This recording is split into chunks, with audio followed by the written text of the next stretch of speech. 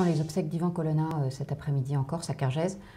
Les gouvernements successifs depuis 1998 et l'assassinat du préfet Erignac ont buté sur la question corse.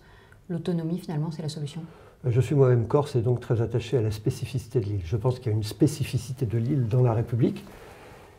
Et je suis un régionaliste. Je crois à la vertu des pouvoirs publics locaux, c'est-à-dire que le circuit court de décision est le meilleur. Et la Corse peut-être plus qu'ailleurs, puisque c'est une île, comme je le disais.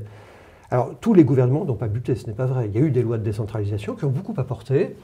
Avec Nicolas Sarkozy, il y avait eu cette tentative d'un référendum qui avait échoué. Il avait d'ailleurs lui-même accepté que le peuple français vivant en Corse avait refusé ce référendum. Il faut donner de l'autonomie, évidemment, aux collectivités territoriales, et plus encore à la Corse, probablement, que d'autres régions. Donc, c'est effectivement la voie à suivre pour vous, la question, même sous la pression, sous la menace? La question, c'est qu'est-ce qu'on met derrière le mot autonomie? En fait, on est tous d'accord pour donner plus de pouvoir aux pouvoirs publics locaux. Quand on dit autonomie, ça ne signifie rien. Il faut le définir, exactement. Les contours. Il faut que ça soit au sein de la République, il faut que massivement les Corses, l'Assemblée territoriale, le président d'exécutif puissent disposer de pouvoirs dont d'autres régions sont dépourvues. Par exemple, moi je pense qu'il faut un centre hospitalo-universitaire en Corse. Il n'y en a pas.